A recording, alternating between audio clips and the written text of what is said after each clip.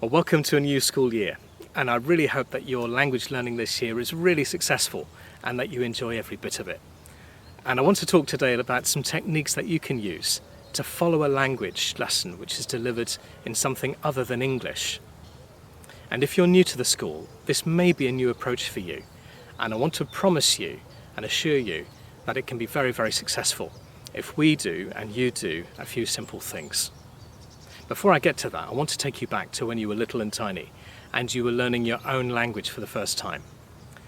And just supposing that your first language is English, well, it was only English that was used to teach you English. But more than that, it was the situations around you. It was the things that people were holding or things that people were pointing to, or people simplified their language or spoke more slowly. They're things that we can do as teachers to help you to get an idea of context and understand the situation you find yourself in, and that makes it so much easier. But what about you? What can you do? What will help you to understand a lesson given in a language that you haven't learnt yet? Well, there are three main things that you need to do. First, you need to listen. Second, you need to watch. And third, you need to join in. Listen, watch, and join in. And if you do all of those three things, that will really, really help you. Let's take each of those three things in turn. So first, you need to listen.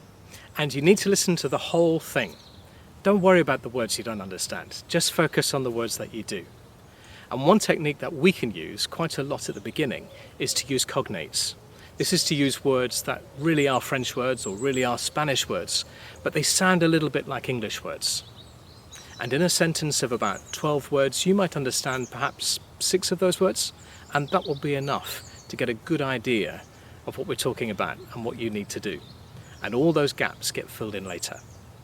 So for example, just supposing that we said a sentence that hinged on the word enlace in Spanish or lien in French. What happens if you don't know that word? Would the whole sentence break down? Well, probably yes. But we can pick another word which is genuinely Spanish or genuinely French, but sounds more like an English word to help you follow. So for example, instead of enlace in Spanish, we might use conexión. Or instead of lien in French, we might say connexion. And in that way, you're able to understand that we mean connection, or a word like it, such as link. And we can use lots of those words in the beginning.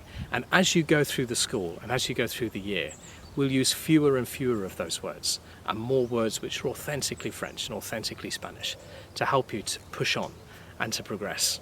So the first thing you need to do is to listen, and listen to that whole sentence, not focusing on the words you don't understand, focus on the words you do understand. The second thing you need to do is to watch. You need to look.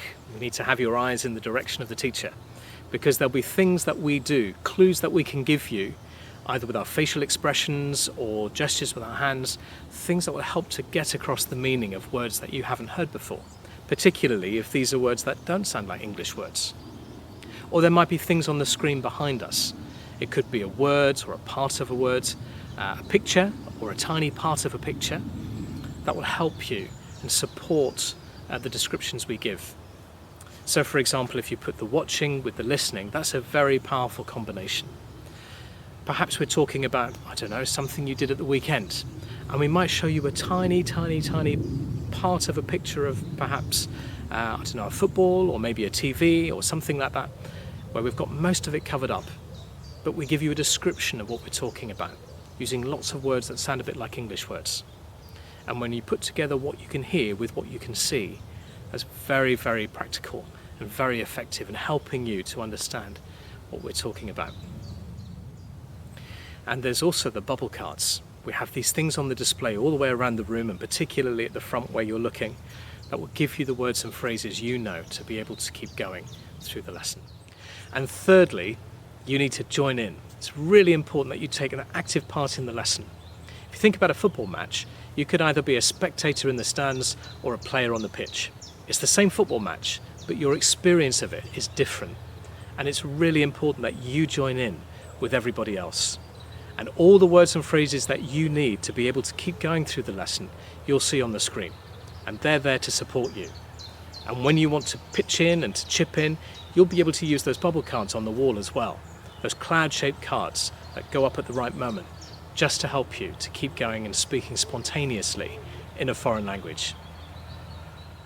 Now, one thing that you may not be very used to and could be new to you is the fact that at the early stages of language learning, we often assign actions or mimes to words. They act as memory hooks, so that all you need to do is do that action or see that action, and it will trigger those words in your memory and help you to find them again. And it means that we don't need to use English in the way that we otherwise might.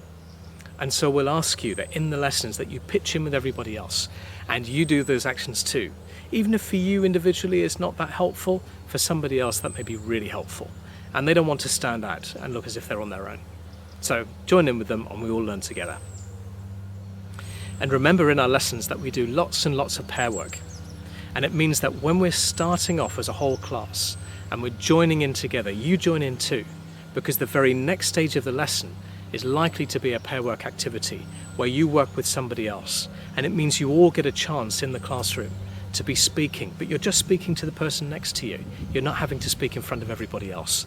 And it's only really after that sort of activity that we would really take answers from the rest of the class. But it means that if you've been joining in together when no one's listening to you, you've joined in and contributed in pair work where only one person is listening to you, that will help you to get your tongue around the words before you say anything in front of anybody else. And you know what?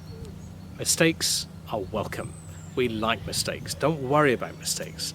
You won't look silly and no one will laugh at you.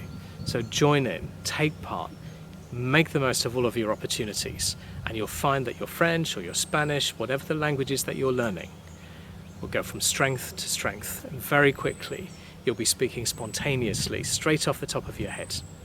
But if you need any help, come and talk to us. We're more than happy to help you. So if after all these things you've listened, you've watched, you've joined in, if you still don't understand, whose fault is that? That's ours.